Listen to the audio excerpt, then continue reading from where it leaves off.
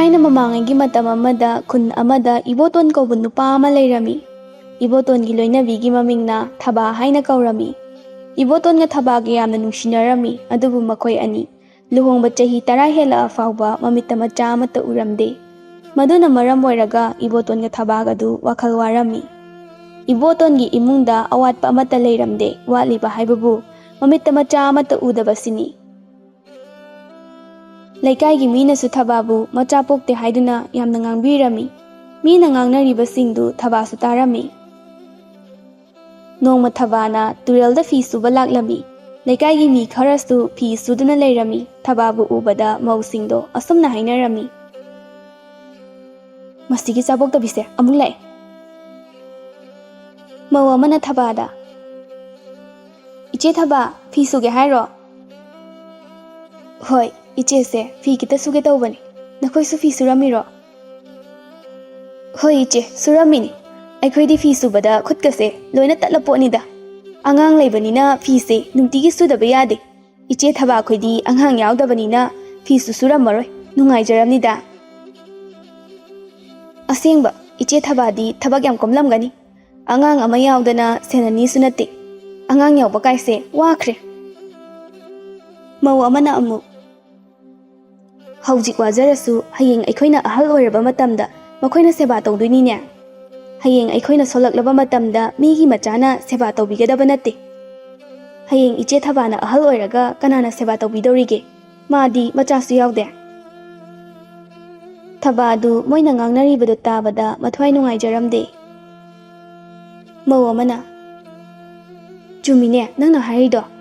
Hayeng aikoina solaklaba matamda seba tawbigadabadi. Aikoi na ngasi wani yukliba icha singsinanine. Thabada muk yengduna. Nate, iche Thaba, nangbo amaibiga amte yengrabo. Angang nupira nupara, angang ama yahaubanadi phaiko iche. Thabana. Yengba yaba yengle, andubu karisu kanaba phangde. Mau amana. Yauraroida, luhongba chahi 10 hela sifau yaudrasinadi. Asumna mausing aduna Thababu macha yaude haiduna karemna birami. Somda ibotondu labukta thabak suri.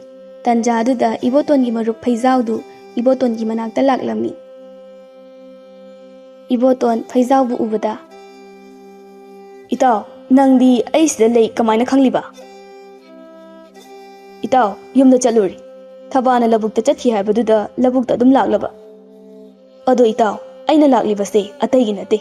Aigi icha nupa ama phangjare hayeng ipan tare. Hayeng se itauga ichal Thabagasu lao haina haige haiduna laklibani. Iboton harauna. Itaugi icha nupa ama phangla haiba. Itaudi onthoknabu laibak phakhreda. Aigi di isorna icha yauranu haina tambiramlaba male itaw. Phaizau nungaitana. Itaw adumna su wakhal hanthaganuda ai nungaiti. Ado itaw ai wa ma haigi. Aina haidoribo wase itaw lana di khangan. Khalloye itaw hekta hayo. Atai nate itaw ichal Thabasu mama oiba ngamdrabani. Itaw nupi atopa ama thinaba tawrasi. Aina haribase ichal Thababu itawga kainau haiba nate. Ichal Thabasu leijasanu. Itaw na haibiribado aigi fanabane haiba aisu khangi. Adubu itaw aina aigi nupi Thababu yamna nushi. Aina icha pamliba asidagi hena aigi nupi Thabana macha pami. Mana macha amatabu phangjarabadi haidana khurumluriba laifam masing yamle. Mabu macha pokte haiduna aina atopa nupi ama larakpa tarabadi Thaba nungai khiroido. Ai khangi. Mana nungairidaba thabak ai tabu pamde. Itaw aduna isorna ikhoigi laibakta asumna tamlambani haina khalagi. Itawna haribadubudi chumi. Aina haribasisu itawgi awabado yengduna haibani. Farese itaw ai sumi khara hairugadabasu wali. Ai amuk chatnaba tawragi. Hoi itaw chalo. Phaizau su chatkhirami. Sandia ya changbagi matamni ibotonsu labuktagi karaklami. Thaba mapureba ubada. Nupa khongkhut hamnaba ising sahanduna thamjarabani. Puthokchar ora. Hoi, puthoro. Thabasu imungda changduna ising asaba lauthokduna thoklai. Iboton su labuk chatlubagi makhong makhuttu ising asabana chamthokli. Thabana. Nupa, ngasaido, ta phaizawda laambani, nangbu hanglambani. Aina labukta chatkhi haibadudagi labukta adum chatkrabani. Labukta laambra. Laame. Madi madawu yakre. Macha nupa ama phangjari hai. Hayengse ipal oira male. Adugi aikhoi ani laona hairambani. Thaba mathwaidu inung nungai tabagumna torami madu ubada ibotona asamna hairai. Nupi, nangbu kaidawrage? Nate, nangbu nasaga nungai tabro? Nupa, kashi tawdeda. Ta phaizawdi maraibak yamna phai. Macha ahum sukre. Aikhoigidi icha ama phawba uba phangdre. Aikhoigidi isor haibada laitra maleda. Ibotondu magi nupina nungai tabadu ubada. Nupi, henjindasu khalunuda. Macha yaudriba sibu aikhoi ani khaktaro. Macha yaudaba mayam ama leiribasidi. Adui saru chak dum thongnaba tawruchu. Hoi nupa, ai chak thongnaba tawrukigi. Asi haiduna thabadu imungda changkhirami. Thabana chak thongduna Matei Manao chak ngana charduna tumthakhirami. Mathangi numitni Thabaga ibotongadu phaizaw hoida laklami. Ahan kharasu leirami. Ahan kharadu asumna hainarami. Asibu ibotonga Thabaga natro. Mani ibotonga Thabaga ni. Migi ipal numitchida makhoi anidi kaidoba lakliba zano. Asigumba thoram asida macha poktabi yawa phate haibasisu makhoi khangdaba zala. Ahan nupi amana tapna ngangune taraga nungai khiroine nangna nganglibado. Taning tajasanu makhoi anise masada karisu asoiba leitrasu nama soiba haibado makhoi anisini. Phaizawgi macha ase afaba oiridori. Ahalsing aduna ngangnaribado ibotonga Thabaga su tarami. Makhoi anidu mathwai yamna nungairamde. Ibotona. Nupi, ahalaslo, noma laklasi. Asi haiduna ibotonga Thabaga du chatkirami. Ahan nupi aduna nungaitana. Ibotonga Thabaga se noina ngangnaribado tara male. Chatkrene. Ikairam ani tawrisi. Chatning chachakisanu. Moina gyan taba yarini. Thabak chathokpada makhoi se uradi mangol oide hainaribani. Nangsu khara ngangladi yare. Makhoina pokningdadana poktabaro machadubo. Makhoi anisu macha pokninglamgani. Asumna hanubisingdo ngangnarami. Ibotonga Thabaga su mayum yawraami. Thabana. Nupa, nang nupi ama thiyo. Mina angang yaude haiduna ngangnaribase. Ai taba ngamdre. Nupi, karino nangna haidubo. Ai atopa nupi ama thiba ngamoi. Aigidi nang leirishidi. Madugi wado matungda amuk hairabadi ai yamna sawgani.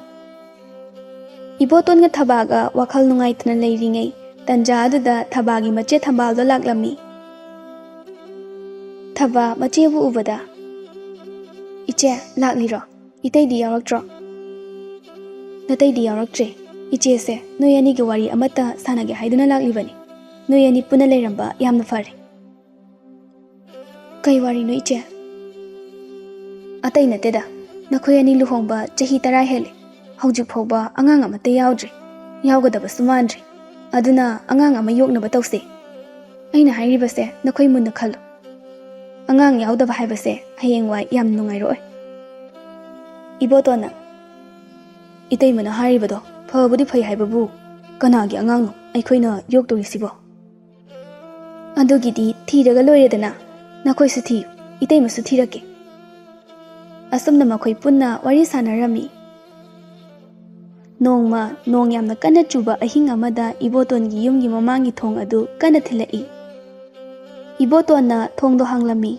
Nongnu pungchot chotlaba ahal ama leptuna leirami madu ubada ibotolna. Kana warabano ahing sida aigida lakpaba. Ibungo ayhagase lainingbani. Nong kana chuba asida nangi sida ahing sima leige haiduna changakbani. Ngasigi ahing simatang mafam asida leiba yagadra. Ipa lainingbana lainingma matam phawba ꯅꯆꯥꯒꯤ ꯑꯁꯤꯗ ꯂꯩꯕꯤꯌꯨ ꯏꯄꯥ ꯂꯩꯅꯤꯡꯕ ꯏꯃꯨꯡꯗ ꯆꯪꯗꯨꯅ ꯐꯤ ꯍꯣꯡꯂꯨꯁꯤ ꯑꯁꯤ ꯍꯥꯏꯗꯨꯅ ꯏꯕꯣꯇꯣꯟꯅ ꯂꯥꯏꯅꯤꯡꯕ ꯑꯗꯨꯕꯨ ꯏꯃꯨꯡꯗ ꯄꯨꯁꯤꯜꯂꯛꯇꯨꯅ ꯑꯀꯪꯕ ꯐꯤ ꯍꯣꯡꯍꯜꯂꯝꯃꯤ ꯊꯕꯥꯅ ꯆꯥꯛ ꯊꯣꯡꯕ ꯂꯣꯏꯔꯗꯨꯅ ꯂꯥꯏꯅꯤꯡꯕ ꯑꯍꯜ ꯑꯗꯨꯒ ꯃꯄꯨꯔꯣꯏꯕꯒꯤ ꯆꯥꯛꯀ ꯊꯤꯕꯤꯔꯝꯃꯤ ꯂꯥꯏꯅꯤꯡꯕ ꯑꯍꯜ ꯑꯗꯨꯒ ꯏꯕꯣꯇꯣꯟꯒꯁꯨ ꯆꯥꯛ ꯆꯥꯔꯝꯃꯤ ꯂꯥꯏꯅꯤꯡꯕ ꯑꯍꯟ ꯑꯗꯨꯅ ꯉꯁꯤꯒꯤ ꯆꯥꯛ ꯑꯦꯟꯁꯥꯡꯁꯤꯗꯤ ꯑꯣꯟꯊꯣꯛꯅꯁꯨ ꯍꯥꯎꯈ꯭ꯔꯦꯗ ꯑꯁꯨꯛ ꯍꯥꯎꯕ ꯆꯥꯛ ꯑꯦꯟꯁꯥꯡꯗꯤ ꯑꯃꯨꯛꯇ ꯆꯥꯔꯛꯇ꯭ꯔꯤ ꯏꯕꯣꯇꯣꯟꯅ ꯅꯣꯛꯂꯒ ꯏꯄꯥ ꯂꯥꯏꯅꯤꯡꯕ ꯅꯃꯧ ꯅꯨꯄꯤꯁꯦ ꯆꯥꯛ ꯑꯦꯟꯁꯥꯡ ꯊꯣꯡꯕ ꯌꯥꯝꯅ ꯍꯩꯕꯅꯤ ꯑꯣꯟꯊꯣꯛꯅ ꯍꯩꯈ꯭ꯔꯦ ꯊꯕꯥꯅ ꯏꯄꯥ ꯂꯥꯏꯅꯤꯡꯕ ꯆꯥꯛꯀꯤ ꯑꯦꯟꯁꯥꯡꯒ ꯈꯔꯒ ꯍꯥꯄꯛꯀꯦ ꯌꯥꯔꯦ ꯏꯄꯥ ꯑꯣꯛꯂꯦ ꯉꯁꯤꯒꯤꯗꯤ ꯆꯥꯛꯁꯨ ꯌꯥꯝꯅ ꯆꯥꯁꯤꯟꯃꯟꯈ꯭ꯔꯦ ꯑꯁꯨꯝꯅ ꯆꯥꯛ ꯇꯣꯛꯂꯗꯨꯅ ꯉꯥꯏꯍꯥꯛ ꯋꯥꯔꯤ ꯋꯥꯇꯥꯏ ꯁꯥꯟꯅꯗꯨꯅ ꯊꯕꯥꯅ ꯑꯍꯜ ꯑꯗꯨꯅ ꯇꯨꯝꯅꯕ ꯁꯦꯝꯕꯤꯔꯝꯃꯤ ꯑꯍꯟ ꯑꯗꯨꯁꯨ ꯇꯨꯝꯈ꯭ꯔꯦ ꯊꯕꯥꯒ ꯏꯕꯣꯇꯣꯟꯒꯁꯨ ꯇꯨꯝꯈ꯭ꯔꯦ ꯅꯨꯃꯤꯠ ꯑꯗꯨꯃ ꯍꯧꯈ꯭ꯔꯦ ꯊꯕꯥ ꯉꯟꯅ ꯍꯧꯒꯠꯇꯨꯅ ꯏꯔꯨ ꯃꯥꯏꯊꯖꯗꯨꯅ ꯆꯥꯛ ꯊꯣꯡꯂꯝꯃꯤ ꯂꯥꯏꯅꯤꯡꯕ ꯑꯍꯟꯗꯨꯁꯨ ꯆꯠꯅꯕ ꯊꯣꯛꯂꯛꯂꯝꯃꯤ ꯊꯕꯥꯁꯨ ꯑꯍꯟ ꯑꯗꯨꯅ ꯂꯝꯕꯤꯗ ꯆꯥꯅꯕ ꯆꯥꯛ ꯌꯣꯝꯗꯨꯅ ꯄꯨꯗꯨꯅ ꯊꯣꯛꯂꯛꯂꯝꯃꯤ ꯏꯄꯥ ꯂꯥꯏꯅꯤꯡꯕ ꯅꯃꯧꯅ ꯏꯄꯥ ꯂꯥꯏꯅꯤꯡꯕꯅ ꯍꯣꯔꯦꯟ ꯆꯥꯅꯕ ꯆꯥꯛ ꯌꯣꯝꯃꯛꯄꯅꯤ ꯍꯣꯔꯦꯟ ꯏꯄꯥ ꯂꯥꯏꯅꯤꯡꯕꯅ ꯆꯥꯛ ꯂꯥꯝꯂꯛꯄ ꯃꯇꯝꯗ ꯆꯥꯕꯤꯌꯨ ꯂꯥꯏꯅꯤꯡꯕ ꯑꯍꯜ ꯑꯗꯨꯁꯨ ꯆꯥꯛꯌꯣꯝ ꯑꯗꯨ ꯂꯧꯗꯨꯅ ꯅꯈꯣꯏ ꯑꯅꯤꯒꯤ ꯁꯦꯕꯥꯗ ꯏꯄꯥ ꯄꯨꯡꯄꯦꯟ ꯄꯦꯜꯂꯤ ꯅꯈꯣꯏ ꯑꯅꯤꯒꯤ ꯑꯄꯥꯝꯕ ꯑꯃ ꯍꯥꯏꯌꯨ ꯏꯄꯥ ꯄꯤꯒꯦ ꯏꯄꯥ ꯂꯥꯏꯅꯤꯡꯕ ꯑꯩꯈꯣꯏꯒꯤꯗꯤ ꯆꯥꯕ ꯊꯛꯄ ꯑꯃꯠꯇ ꯋꯥꯠꯇꯦ ꯑꯩꯈꯣꯏꯒꯤ ꯋꯥꯠꯂꯤꯕ ꯍꯥꯏꯕꯕꯨ ꯏꯃꯤꯠꯇ ꯏꯆꯥ ꯑꯃꯠꯇ ꯎꯗꯕꯁꯤꯅꯤ ꯏꯄꯥ ꯂꯥꯏꯅꯤꯡꯕꯅ ꯄꯤꯕꯤꯒꯦ ꯍꯥꯏꯔꯒꯅ ꯑꯩꯈꯣꯏ ꯑꯅꯤꯒꯤ ꯏꯆꯥ ꯑꯃꯠꯇꯗꯤ ꯄꯤꯅꯕꯤꯌꯨ ꯂꯥꯏꯅꯤꯡꯕ ꯑꯍꯜ ꯑꯗꯨ ꯉꯥꯏꯍꯥꯛ ꯋꯥꯈꯜ ꯈꯟꯗꯨꯅ ꯑꯁꯨꯝꯅ ꯍꯥꯏꯔꯛꯏ ꯇꯥꯏꯕꯪ ꯁꯦꯝꯕꯤꯕ ꯃꯄꯨꯅ ꯅꯈꯣꯏ ꯑꯅꯤꯒꯤ ꯅꯆꯥ ꯎ ꯍꯥꯏꯗꯨꯅ ꯇꯝꯂꯝꯗꯦꯅꯦ ꯃꯁꯤꯗ ꯅꯣꯏꯅ ꯇꯥꯏꯕꯪ ꯁꯦꯝꯕꯤꯕ ꯃꯄꯨ ꯃꯍꯥꯛꯀꯤ ꯀꯨꯝꯍꯩ ꯑꯁꯦ ꯇꯥꯌꯣꯟꯅꯗꯨꯅ ꯅꯝꯗꯨꯅ ꯅꯃꯤꯠꯇ ꯅꯆꯥ ꯎꯔꯕꯁꯨ ꯑꯉꯥꯡ ꯑꯗꯣ ꯀꯨꯏꯅ ꯄꯨꯟꯁꯤꯔꯣꯏ ꯊꯕꯥ ꯂꯥꯏꯅꯤꯡꯕ ꯑꯍꯜ ꯑꯗꯨꯗ ꯈꯣꯏꯔꯝꯖꯗꯨꯅ ꯏꯄꯥ ꯂꯥꯏꯅꯤꯡꯕ ꯑꯩꯕꯨ ꯃꯃꯥ ꯍꯥꯏꯕ ꯃꯤꯡꯊꯣꯜꯗꯣ ꯑꯃꯨꯛꯇ ꯐꯪꯍꯟꯕꯤꯌꯨ ꯏꯆꯥꯗꯣ ꯇꯥꯏꯕꯪ ꯐꯥꯎꯔꯛꯂꯕ ꯃꯇꯝꯗ ꯑꯁꯣꯏ ꯑꯉꯥꯝ ꯌꯥꯎꯗꯅꯕ ꯑꯩ ꯆꯦꯛꯁꯤꯟꯅ ꯁꯦꯟꯅꯖꯒꯦ ꯐꯔꯦ ꯅꯈꯣꯏꯅ ꯑꯗꯨꯝꯅ ꯍꯥꯏꯔꯕꯗꯤ ꯅꯈꯣꯏ ꯑꯅꯤꯕꯨ ꯃꯃꯥ ꯃꯄꯥ ꯍꯥꯏꯕꯗꯣ ꯁꯣꯏꯗꯅ ꯑꯣꯏꯍꯜꯂꯒꯦ ꯁꯤꯒꯤ ꯍꯩ ꯑꯁꯤ ꯆꯥꯁꯤꯜꯂꯨ ꯑꯗꯨ ꯑꯣꯏꯔꯕꯗꯤ ꯃꯇꯝ ꯈꯔꯒꯤ ꯇꯨꯡꯗ ꯅꯈꯣꯏ ꯑꯅꯤꯅ ꯅꯤꯡꯕꯗꯣ ꯁꯣꯏꯗꯅ ꯊꯨꯡꯒꯅꯤ ꯑꯗꯨꯕꯨ ꯅꯈꯣꯏꯅ ꯆꯦꯛꯁꯤꯟꯒꯗꯕꯗꯤ ꯑꯉꯥꯡꯗꯨꯅ ꯆꯍꯤ 5 ꯃꯄꯨꯡ ꯐꯥꯗ꯭ꯔꯤ ꯐꯥꯎꯕꯗꯤ ꯑꯉꯥꯡ ꯑꯗꯨꯕꯨ ꯆꯦꯛꯁꯤꯟꯅ ꯁꯦꯟꯅꯒꯗꯕꯅꯤ ꯑꯁꯤ ꯍꯥꯏꯔꯝꯃꯒ ꯂꯥꯏꯅꯤꯡꯕ ꯑꯍꯜ ꯑꯗꯨꯁꯨ ꯆꯠꯈꯤꯔꯝꯃꯤ ꯊꯕꯥꯁꯨ ꯂꯥꯏꯅꯤꯡꯕ ꯑꯍꯜ ꯑꯗꯨꯅ ꯄꯤꯔꯝꯕ ꯍꯩ ꯑꯗꯨ ꯆꯥꯔꯝꯃꯤ ꯃꯇꯝ ꯈꯔꯒꯤ ꯇꯨꯡꯗ ꯏꯊꯥ ꯊꯥꯖꯗꯅ ꯊꯕꯥꯗꯣ ꯃꯤꯔꯣꯜꯂꯛꯂꯝꯃꯤ ꯊꯕꯥ ꯃꯤꯔꯣꯜꯂꯦ ꯇꯥꯕꯗ ꯏꯕꯣꯇꯣꯟꯗꯨ ꯌꯥꯝꯅ ꯍꯔꯥꯎꯔꯝꯃꯤ ꯏꯕꯣꯇꯣꯟꯅ ꯊꯕꯥꯕꯨ ꯑꯁꯣꯏ ꯑꯉꯥꯝ ꯌꯥꯎꯗꯅꯕ ꯌꯥꯝꯅ ꯆꯦꯛꯁꯤꯟꯅ ꯁꯦꯟꯅꯔꯝꯃꯤ ꯈꯨꯟ ꯑꯗꯨꯗ ꯂꯩꯔꯤꯕ ꯃꯤꯑꯣꯏꯁꯤꯡ ꯑꯗꯨꯅꯗꯤ ꯊꯕꯥ ꯃꯤꯔꯣꯜꯂꯦ ꯇꯥꯕꯗ ꯌꯥꯝꯅ ꯉꯛꯅꯔꯝꯃꯤ ꯑꯁꯨꯝꯅ ꯊꯕꯥꯁꯨ ꯃꯀꯨꯝ ꯃꯊꯥ ꯁꯨꯔꯗꯨꯅ ꯃꯆꯥꯅꯨꯄꯥ ꯑꯃ ꯄꯣꯛꯂꯝꯃꯤ ꯏꯕꯣꯇꯣꯟ ꯃꯆꯥꯅꯨꯄꯥ ꯑꯗꯨꯒꯤ ꯃꯃꯤꯡ ꯑꯊꯣꯏꯕ ꯍꯥꯏꯅ ꯅꯨꯡꯁꯤꯅ ꯀꯧꯔꯝꯃꯤ ꯑꯊꯣꯏꯕ ꯃꯁꯛ ꯃꯇꯧ ꯌꯥꯝꯅ ꯐꯖꯔꯝꯃꯤ ꯃꯤꯅꯁꯨ ꯌꯥꯝꯅ ꯅꯨꯡꯁꯤꯔꯝꯃꯤ ꯊꯕꯥꯒ ꯏꯕꯣꯇꯣꯟꯒꯗꯤ ꯍꯔꯥꯎꯕꯅ ꯂꯣꯏꯔꯦ ꯑꯊꯣꯏꯕꯕꯨ ꯆꯦꯛꯁꯤꯟꯅ ꯁꯦꯟꯅꯔꯝꯃꯤ ꯂꯩꯀꯥꯏꯒꯤ ꯃꯧ ꯈꯔ ꯍꯧꯅꯗꯨꯅ ꯑꯊꯣꯏꯕꯕꯨ ꯄꯝꯕ ꯂꯥꯛꯅꯔꯝꯃꯤ ꯃꯧ ꯑꯃꯅ ꯏꯆꯦ ꯊꯕꯥꯒꯤ ꯃꯆꯥꯅꯨꯄꯥ ꯑꯊꯣꯏꯕꯁꯦ ꯃꯁꯛꯄꯨ ꯑꯣꯟꯊꯣꯛꯅ ꯅꯨꯡꯁꯤꯈ꯭ꯔꯦ ꯑꯁꯤꯒꯨꯝꯕ ꯏꯆꯥ ꯑꯃꯇꯪꯒ ꯐꯪꯖꯔꯗꯤ ꯌꯥꯝꯅ ꯅꯨꯡꯉꯥꯏꯖꯈ꯭ꯔꯅꯤ ꯍꯣꯏ ꯏꯕꯦꯝꯃ ꯑꯩꯗꯤ ꯑꯊꯣꯏꯕꯗꯣ ꯄꯝꯅꯤꯡꯕꯅ ꯀꯩꯅꯣꯝ ꯇꯧꯔꯦ ꯑꯩꯗꯤ ꯑꯊꯣꯏꯕꯁꯦ ꯄꯨꯔꯒ ꯂꯣꯟꯅ ꯆꯦꯟꯈ꯭ꯔꯁꯤꯔ ꯈꯜꯂꯤꯕꯅꯤ ꯀꯩꯅꯣ ꯍꯦ ꯏꯕꯦꯝꯃ ꯅꯪꯒꯤ ꯋꯥꯗꯨꯗꯤ ꯑꯗꯨꯃꯥꯏꯅꯒ ꯇꯧꯔꯗꯤ ꯏꯆꯦ ꯊꯕꯥꯗꯤ ꯊꯋꯥꯏ ꯊꯥꯔꯅꯤ ꯑꯁꯨꯝꯅ ꯋꯥꯔꯤ ꯁꯥꯟꯅꯗꯨꯅ ꯂꯥꯛꯄꯅ ꯊꯕꯥ ꯍꯣꯏꯒꯤ ꯌꯨꯝ ꯌꯧꯔꯛꯂꯝꯃꯤ ꯊꯕꯥꯗꯨ ꯃꯥꯡꯒꯣꯜꯗ ꯑꯉꯥꯡ ꯄꯝꯗꯨꯅ ꯂꯩꯔꯝꯃꯤ ꯃꯧꯁꯤꯡꯗꯨ ꯎꯕꯗ ꯊꯕꯥ ꯃꯕꯨꯛꯅꯤꯡꯗ ꯑꯁꯨꯝꯅ ꯈꯜꯂꯝꯃꯤ ꯃꯈꯣꯏꯅ ꯂꯥꯛꯏꯕꯁꯦ ꯑꯩꯒꯤ ꯏꯆꯥ ꯑꯊꯣꯏꯕꯁꯦ ꯄꯝꯒꯦ ꯍꯥꯏꯕ ꯂꯥꯛꯄ ꯁꯣꯏꯗꯅ ꯑꯣꯏꯔꯝꯒꯅꯤ ꯃꯣꯏꯁꯤꯕꯨ ꯃꯌꯨꯝꯗ ꯃꯊꯧꯒ ꯁꯨꯅꯤꯡꯉꯥꯏ ꯑꯃꯠꯇ ꯂꯩꯇ꯭ꯔꯕ ꯖꯥꯠꯂꯣ ꯃꯧ ꯑꯃꯅ ꯅꯣꯛꯂꯒ ꯑꯊꯣꯏꯕꯗꯤ ꯇꯨꯝꯂꯝꯗ꯭ꯔꯤꯅ ꯑꯩꯈꯣꯏꯗꯤ ꯑꯊꯣꯏꯕꯁꯦ ꯇꯨꯝꯂꯝꯒꯗ꯭ꯔꯅ ꯄꯥꯈꯠꯂꯨꯔꯕꯅꯤ ꯏꯆꯦ ꯊꯕꯥ ꯑꯊꯣꯏꯕꯗꯣ ꯑꯩꯉꯣꯟꯗ ꯑꯃꯨꯛꯇ ꯄꯤꯕꯤꯔꯣ ꯃꯧ ꯑꯃꯅ ꯑꯃꯨꯛ ꯏꯆꯦ ꯊꯕꯥ ꯑꯩꯉꯣꯟꯗ ꯍꯥꯟꯅ ꯄꯤꯔꯛꯑꯣ ꯉꯔꯥꯡꯁꯨ ꯃꯥꯅ ꯍꯥꯟꯅ ꯄꯝꯕꯅꯤ ꯑꯗꯨꯅ ꯉꯁꯤꯗꯤ ꯑꯩꯅ ꯍꯥꯟꯅ ꯄꯝꯗꯣꯏꯅꯤ ꯑꯁꯤ ꯍꯥꯏꯗꯨꯅ ꯊꯕꯥꯗꯒꯤ ꯑꯊꯣꯏꯕꯕꯨ ꯂꯧꯗꯨꯅ ꯄꯝꯈꯤ ꯊꯕꯥꯁꯨ ꯄꯤꯅꯤꯡꯗ ꯄꯤꯈꯤꯔꯝꯃꯤ Thaba athoibase magi macha oirasu pena pamba amukta phanglamde. Athoibabu lauba ama natraga ama adum laklami. Numidangi matamni. Thaba adu macha athoibabu pamna chak thongli. Ibotonsu thabak halaklami. Ibotona magi nupida. Mama, angang tumlabadi phamungda sumbiruba yadro. Atumba angang dubu pamna chak thonglibaduba. Moi mapa, nongmati ichase pena pamba phangde. Aduna tumna pamlibani. Lekai asda leiriba mahusingsina marol ama macha laugedi haidaduna. Aigi ichase hekta lauba lakani. Mama, moina laklibado ichase nushibaginine. Ichabu makoina nushiribado phatro. Kanaidagi farubano. Aini hek pokpa icha phau pena pamba phangde. Asumna thabaga ibotongadu wari sarami. Asumna matam khara haukhirami. Athoiba chahi mari helakle. Thabaga ibotongana machanupa athoibana hek hairiba makhai yarami. Mana pame haiba pot khudingmak leiduna pirami.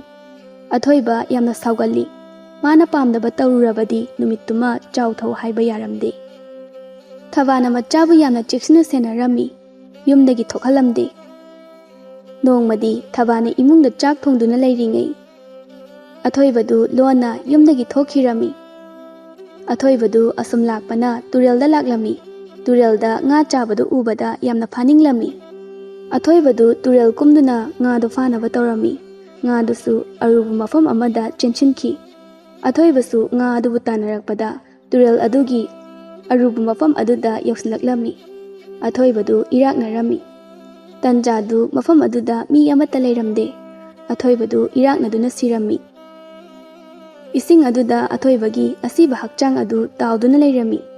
Nupi ama turelda ising sokpa lakpada tawramlibadu ubada nupi adu mi tanaba kana laurami. Nupi aduna laubadu taraduna mi mayam amasu laklami. Nupa kharana turel aduda kumduna athoibabu lokhatlami. Yengliba mayamdu athoiba oiramba aduda kapo lawo tawraami. Ahan amana Noi kanano machatuna ibotonga thabagada pawase amukta piruchone he. Nupa ama ibotonga thabagada paw piba chenkhirami. Nupadu iboton hoigi sumangda leptuna ibotonga thabagabu kaurami. Thabadu imungdagi thoklai. Hai lukhoi nangoire nang lakpabu kai lege. Itaima aikoi athoibado turelda tarami. Mayamna amaibadi yenghanaba pukhri. Thaba pakhatna. Ha, icha athoibabu turelda tarami haiba. Lukhoi nangna haiba asibu senglabo. Asengbani itaima. Asumna thabaga ibotongadu amaibagi mayumda laklami. Makoina amaibagi manakta yaurakpadadi makoigi macha athoiba adu siduna leirami. Madu ubada thaba chenchinduna machabu konduna angaubi amagum kaplammi. Ibotonsu kaplammi. Imagi athoiba karino ichana ngasi tawriba mataw asibo. Imabu kari oyo haibano. Ima dang yauduna hingba ngamloye imagi ibungo. Mayam adusu kapnarami. Asumna athoibabu mayumda puraklami. Thabadi machabu konduna aduma kapli. Ahan amana. Iboton, nangi nupi ase themune matamse themjinkrani. Aroiba mathau mangam pangthoknaba tawrasine. Thaba kaptuna. Noi kana amatana aigi chapu bayar. Noi loina chakro. Tanja aduda nongma makoida laklamba lainingba ahal adu laklami. Oiramliba matawdu ubada. Aina haibado chumledana. Aina kharangana laklamlabadi angang ase kalamba yabani. Thaba lainingba ahal adubu ubada kaptuna. Ipa lainingba aigi ichabu amukta hinganbiyo. Ai icha yaudana hingba ngamloye. Aina nakhoi anida mamangda haikibaduni. Angang ase chahi 5 sudri fauba dasa pangde haiduna. Nakhoibu chekshina senaba yadro. Angang asibu amuk hingat hanba haibadudi aina ngamba natedo imau nupi. Ahan amana siraba angang sibu mataw karamna amuk hana hingat handoino noibu ngawrabrane. Kanade thawai yaudraba angang se mathau mangam pangthoknaba tawsi. Ibotona mayam hanbikro aigi ichagi mathau mangam mapa aina pangthokani mayam yum da hanbikro mayamdu yamna sauna chatnakhirami Ibotona makhutlona duna lainingba ahal aduda haijarami ipa lainingba upai ama tawduna aigi icha asibu amukta hinganbi mado ipa na ngamba nate ipa na ngamba haibabu nacha asigi anawbu mapok ama pokhanmadi ngambi adubu mase tawhaiba thabakti nate nakhoigi awabadu ubada nungaitraduna ipa na hairibani ipa lainingba matau karamna tawgadabana nangi nacha ase mafam chaba amada phumlasi angang asigi thawaido aina nauthokduna nangi nupigi bibuk nungda naupu halasi adubu aina nakhoida haigadabadi mase yamna phattabasu oirakpa yai maramdi angang asina mama mapokta tawkiba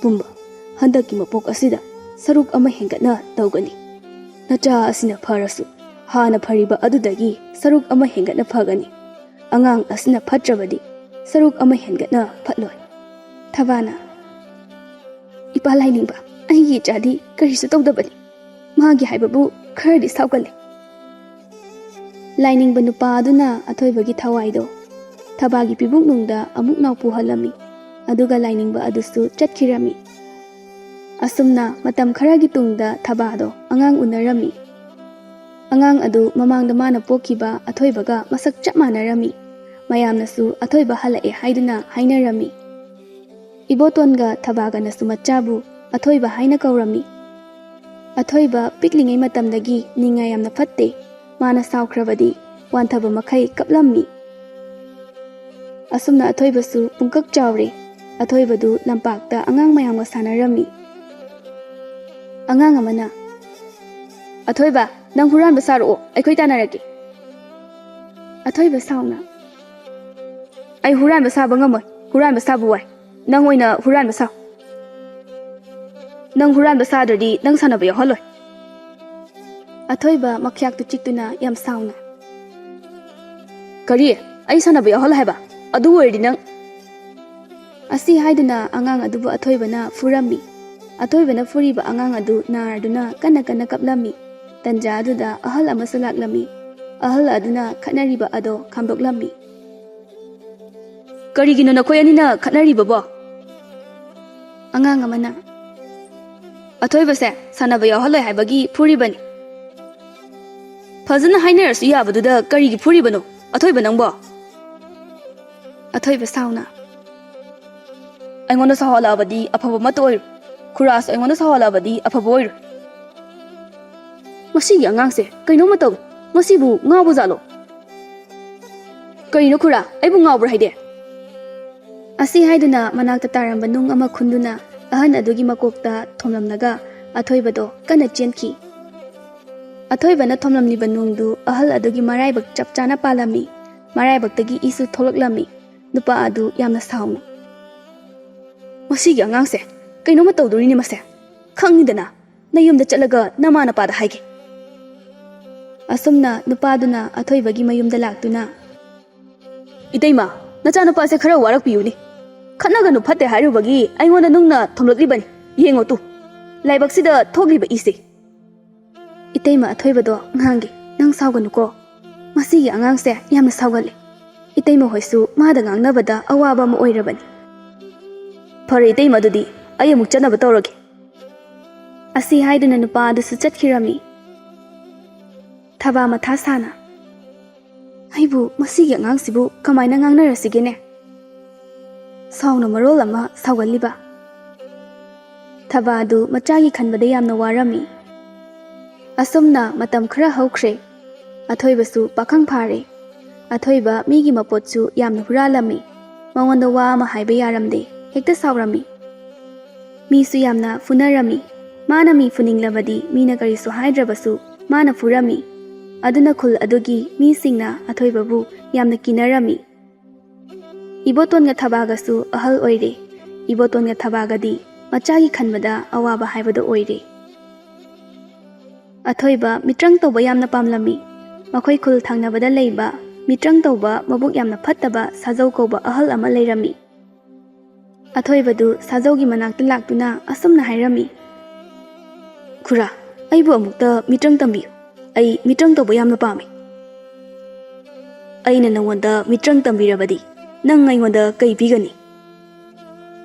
ꯈꯨꯔꯥꯅ ꯄꯤꯌꯨ ꯍꯥꯏꯕꯗꯣ ꯑꯩ ꯄꯤꯖꯒꯦ ꯈꯨꯔꯥ꯫ ꯑꯗꯨꯗꯤ ꯂꯨꯄꯥ 100 ꯄꯨꯔꯛꯎ꯫ ꯅꯪꯅ ꯍꯩꯅꯤꯡꯂꯤꯕ ꯃꯤꯇ꯭ꯔꯪꯗꯣ ꯑꯩꯅ ꯁꯣꯏꯗꯅ ꯇꯝꯕꯤꯒꯅꯤ꯫ ꯑꯊꯣꯏꯕꯁꯨ ꯃꯤꯇ꯭ꯔꯪ ꯍꯩꯅꯤꯡꯕꯒꯤ ꯃꯌꯥꯏꯅ ꯄꯨꯔꯛꯀꯦ ꯍꯥꯏꯔꯝꯃꯤ꯫ ꯃꯄꯥꯒꯤ ꯄꯥꯛꯁꯤꯗꯒꯤ ꯂꯨꯄꯥ 100 ꯂꯧꯊꯣꯛꯇꯨꯅ ꯃꯤꯇ꯭ꯔꯪ ꯇꯧꯕ ꯁꯥꯖꯧꯗ ꯄꯤꯔꯝꯃꯤ꯫ ꯁꯥꯖꯧꯅ ꯑꯊꯣꯏꯕꯕꯨ ꯃꯤꯇ꯭ꯔꯪ ꯇꯝꯕꯤꯔꯝꯃꯤ꯫ ꯁꯥꯖꯧꯅ ꯃꯤꯇ꯭ꯔꯪ ꯇꯝꯕꯤꯕꯗꯒꯤ ꯑꯊꯣꯏꯕꯁꯨ ꯃꯤꯇ꯭ꯔꯪ ꯇꯧꯕ ꯌꯥꯝꯅ ꯍꯩꯔꯦ꯫ ꯁꯥꯖꯧꯅ ꯑꯊꯣꯏꯕꯗ ꯃꯤꯇ꯭ꯔꯪꯒꯤ ꯆꯩꯁꯨ ꯑꯃ ꯄꯤꯔꯝꯃꯤ꯫ ꯅꯣꯡꯃ ꯏꯕꯣꯇꯣꯟꯅ ꯂꯧ ꯈꯣꯏꯕꯒꯤ ꯄꯩꯁꯥ ꯄꯤꯅꯕ ꯃꯥꯒꯤ ꯄꯥꯛꯁꯤꯗꯣ ꯍꯥꯡꯗꯣꯛꯂꯨꯕꯗꯗꯤ ꯃꯥꯒꯤ ꯄꯩꯁꯥꯗꯣ ꯁꯦꯜ ꯑꯃꯠꯇ ꯌꯥꯎꯔꯝꯗ꯭ꯔꯦ꯫ ꯃꯗꯨ ꯎꯕꯗ ꯏꯕꯣꯇꯣꯟꯅ ꯃꯥꯒꯤ ꯅꯨꯄꯤꯕꯨ ꯀꯧꯔꯝꯃꯤ꯫ ꯊꯕꯥꯁꯨ ꯃꯥꯒꯤ ꯅꯨꯄꯥꯅ ꯀꯧꯔꯛꯄ ꯑꯗꯨꯗ ꯃꯥꯒꯤ ꯅꯨꯄꯥꯒꯤ ꯃꯅꯥꯛꯇ ꯆꯪꯉꯛꯇꯨꯅ, "ꯃꯣꯏ ꯃꯄꯥ, ꯀꯩꯗꯧꯕ ꯌꯥꯎꯔꯒꯦ? ꯑꯗꯨ ꯀꯟꯅ ꯀꯧꯔꯤꯕꯗꯨꯕꯣ?" "ꯃꯃꯥ, ꯑꯩꯅ ꯄꯥꯛꯁꯤꯗ ꯁꯦꯜ ꯈꯔ ꯊꯝꯕꯗꯣ ꯑꯝꯇ ꯌꯥꯎꯔꯝꯗ꯭ꯔꯦꯅꯦꯍꯦ꯫ ꯅꯠꯇꯦ, ꯅꯪꯕꯨ ꯄꯥꯛꯁꯤꯗꯒꯤ ꯁꯦꯜꯒ ꯂꯧꯊꯣꯛꯄ꯭ꯔꯣ?" "ꯃꯣꯏ ꯃꯄꯥ, ꯑꯩꯗꯤ ꯂꯧꯊꯣꯛꯇꯤꯌꯦ." "ꯅꯆꯥ ꯅꯨꯄꯥꯗꯨꯅ ꯂꯧꯊꯣꯛꯄ ꯁꯣꯏꯗꯅ ꯑꯣꯏꯔꯝꯒꯅꯤ꯫ ꯑꯗꯨꯛ ꯌꯥꯝꯕ ꯁꯦꯜꯗꯨꯗꯤ ꯃꯥꯗꯤ ꯀꯔꯤꯗ ꯁꯤꯖꯤꯟꯅꯔꯤꯕꯅꯣ?" "ꯃꯣꯏ ꯃꯄꯥ, ꯃꯤꯅ ꯍꯥꯏꯅꯕꯗ ꯅꯆꯥꯅꯨꯄꯥꯁꯦ ꯊꯪꯅꯕ ꯈꯨꯟꯗ ꯃꯤꯇ꯭ꯔꯪ ꯇꯧꯕ ꯑꯃ ꯂꯩꯕꯗꯣ ꯑꯗꯨꯗ ꯃꯤꯇ꯭ꯔꯪ ꯇꯝꯕ ꯆꯠꯂꯤ ꯍꯥꯏꯅ ꯍꯥꯏꯅꯩ." ꯑꯗꯨꯝꯅ ꯋꯥꯔꯤ ꯁꯥꯟꯅꯗꯨꯅ ꯂꯩꯔꯤꯉꯩ ꯑꯊꯣꯏꯕꯁꯨ ꯍꯜꯂꯛꯂꯝꯃꯤ꯫ ꯑꯊꯣꯏꯕ ꯎꯕꯗ ꯏꯕꯣꯇꯣꯟꯅ, "ꯍꯩ, ꯅꯪ ꯑꯩꯒꯤ ꯄꯥꯛꯁꯤꯗꯒꯤ ꯁꯦꯜ ꯂꯧꯊꯣꯛꯄ꯭ꯔꯥ?" ꯑꯊꯣꯏꯕꯗꯨ ꯌꯥꯝ ꯊꯧꯁꯥꯗꯅ, "ꯂꯧꯊꯣꯛꯑꯦ." "ꯌꯨꯝꯗꯒꯤ ꯐꯥꯎꯕ ꯁꯦꯜ ꯍꯨꯔꯥꯜꯂꯕꯅꯤꯅꯦ ꯅꯪꯁꯦ꯫ ꯁꯦꯜꯗꯣ ꯃꯤꯒꯤ ꯄꯤꯅꯕꯅꯤ꯫ ꯌꯥꯝ ꯊꯨꯅ ꯁꯦꯜꯗꯣ ꯄꯨꯊꯣꯔꯛꯎ, ꯅꯠꯇ꯭ꯔꯕꯗꯤ ꯑꯐꯕ ꯑꯣꯏꯔꯣꯏ꯫ ꯄꯥꯕꯒꯤ ꯁꯦꯟꯗꯣ ꯁꯤꯖꯤꯟꯅꯕ ꯂꯣꯏꯈ꯭ꯔꯦ." "ꯅꯪꯗꯤ ꯀꯔꯤꯗ ꯁꯤꯖꯤꯟꯅꯔꯤꯕ? ꯍꯥ, ꯑꯗꯨꯛ ꯌꯥꯝꯕ ꯁꯦꯜꯗꯨꯗꯤ?" "ꯄꯥꯕ, ꯋꯥ ꯌꯥꯝ ꯉꯥꯡꯕꯤꯔꯛꯀꯅꯨ꯫ ꯑꯩꯅ ꯁꯥꯎꯔꯛꯂꯕꯗꯤ ꯑꯐꯕ ꯑꯣꯏꯔꯣꯏ꯫ ꯑꯩ ꯉꯥꯏꯍꯥꯛꯇ ꯄꯣꯊꯥꯒꯦ."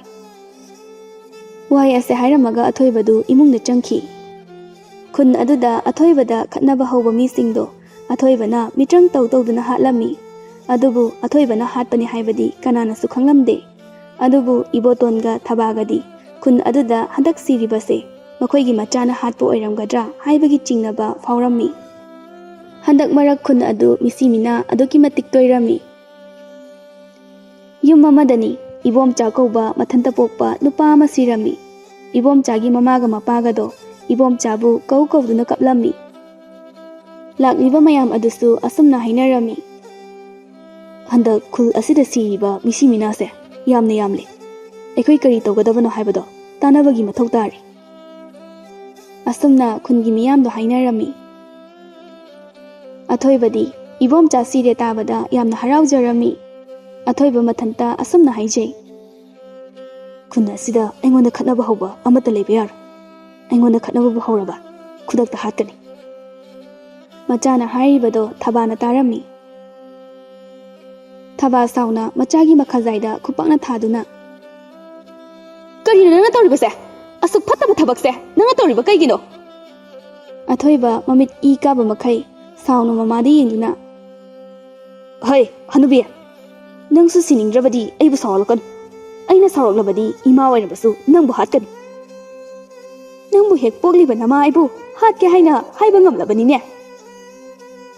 ꯇꯟꯖꯥ ꯑꯗꯨꯗ ꯏꯕꯣꯇꯣꯟꯁꯨ ꯂꯥꯛꯂꯝꯃꯤ꯫ "ꯃꯃꯥ, ꯑꯃꯨꯛ ꯀꯩꯗꯧꯅꯔꯦ?" "ꯃꯣꯏ ꯃꯄꯥ, ꯍꯟꯗꯛ ꯈꯨꯜ ꯑꯁꯤꯗ ꯃꯤꯁꯤ ꯃꯤꯅꯥ ꯊꯣꯛꯄꯁꯤꯡꯁꯦ ꯅꯆꯥꯅꯨꯄꯥꯅ ꯑꯣꯏꯔꯝꯃꯤ." ꯑꯊꯣꯏꯕ ꯁꯥꯎꯅ, "ꯃꯥꯅꯤ, ꯑꯩꯅ ꯃꯤꯇ꯭ꯔꯪ ꯇꯧꯗꯨꯅ ꯃꯈꯣꯏ ꯄꯨꯝꯅꯃꯛꯄꯨ ꯑꯩꯅ ꯍꯥꯠꯄꯅꯤ꯫ ꯑꯗꯨꯅ ꯅꯈꯣꯏ ꯑꯅꯤꯁꯨ ꯑꯩꯕꯨ ꯁꯥꯎꯍꯜꯂꯛꯂꯕꯗꯤ ꯅꯈꯣꯏ ꯑꯅꯤ ꯑꯐꯕ ꯑꯣꯏꯔꯣꯏ." ꯑꯁꯤ ꯍꯥꯏꯔꯝꯃꯒ ꯑꯊꯣꯏꯕꯗꯨ ꯆꯠꯈꯤꯔꯝꯃꯤ꯫ ꯏꯕꯣꯇꯣꯟꯅ, "ꯃꯃꯥ, ꯑꯩꯈꯣꯏ ꯑꯅꯤ ꯃꯐꯝ ꯑꯁꯤ ꯊꯥꯗꯣꯛꯇꯨꯅ ꯆꯠꯈ꯭ꯔꯁꯤ꯫ ꯑꯩ ꯃꯐꯝ ꯑꯁꯤꯗ ꯂꯩꯊꯕ ꯄꯥꯝꯗ꯭ꯔꯦ꯫ ꯃꯥꯒꯤ ꯑꯄꯥꯝꯕ ꯇꯧꯗꯨꯅ ꯃꯥ ꯂꯩꯖꯍꯧꯔꯁꯅꯨ." "ꯃꯣꯏ ꯃꯄꯥ, ꯍꯣꯔꯦꯟ ꯅꯨꯃꯤꯗꯥꯡ ꯈꯨꯜ ꯑꯁꯦ ꯊꯥꯗꯣꯛꯇꯨꯅ ꯆꯠꯈ꯭ꯔꯁꯤ." ꯏꯕꯣꯇꯣꯟꯒ ꯊꯕꯥꯒꯗꯨ ꯑꯁꯨꯝꯅ ꯍꯥꯏꯅꯔꯝꯃꯤ꯫ ꯅꯨꯃꯤꯗꯥꯡꯒꯤ ꯃꯇꯝ ꯑꯣꯏꯔꯛꯂꯦ꯫ ꯏꯕꯣꯇꯣꯟꯒ ꯊꯕꯥꯒꯗꯨ ꯌꯨꯝ ꯊꯥꯗꯣꯛꯇꯨꯅ ꯆꯠꯈꯤꯔꯝꯃꯤ꯫ ꯏꯕꯣꯇꯣꯟꯒ ꯊꯕꯥꯒꯅ ꯑꯁꯨꯝ ꯂꯥꯛꯄꯗ ꯎꯃꯪ ꯑꯃꯗ ꯌꯧꯔꯛꯂꯝꯃꯤ꯫ ꯎꯃꯪ ꯃꯅꯨꯡ ꯑꯗꯨꯗ ꯁꯨꯅꯨꯡ ꯑꯃꯁꯨ ꯂꯩꯔꯝꯃꯤ꯫ ꯁꯨꯅꯨꯡ ꯃꯅꯨꯡꯗ ꯃꯩ ꯉꯥꯜꯂꯤꯕꯗꯣ ꯏꯕꯣꯇꯣꯟꯒ ꯊꯕꯥꯒꯁꯨ ꯎꯔꯝꯃꯤ꯫ Makhoi anido sunung manungda changai. Sunung manung aduda lainingba ahal adu leirami. Iboton lainingba ahal adu ubada. Ipa lainingba, aikhoibu masak khangbiribra. Lainingba ahal adusu mamit ushinduna leirambadagi mamittu tapna pangthoraktuna hairei. Karigi aina nakhoi anibu khangloi. Nakhoi anidi mafam asida kari tawba lakpano hayo. Ibotonna thokiba pumba lainingba ahal aduda tamlamni. Thaba kaptuna. Ipa lainingba, fatraba iki ichabu amukta manghanbi. Natrabadi malem taibang palase mutpa tare. Aina nakhoi anida haikibaduni. Fatabo oirakani haina. Nakhoi anina nacha athoibabu manghanba pamlabadi. Ahanba nacha aduna phumkhriba mafam aduda chattuna. Magi saru sarangdo thiyu. Aduga mai thadu. Adu oirabadi nakhoigi nacha athoibado soiduna sigani. Lainingba ahal adugi wado taraba tungda makhoigi macha ahan athoibabu phumkiba mafam adu tamna laktuna leibakto khotoktuna saru polangdo thirami. Saru polangdo phangbaga mai tharami. Saru polangdo mai hek thabaga somda athoibagi masadu maina chakpugum tawrami. Athoiba kana kana lauramaga uton khirami. Athoiba leitabadagi kun adu misi mina yaukidre. Thabaga ibotongasu fatraba machagi damak amuk khankidre. Kana leijadraba ahal singi leifamda mapunsi len khirami.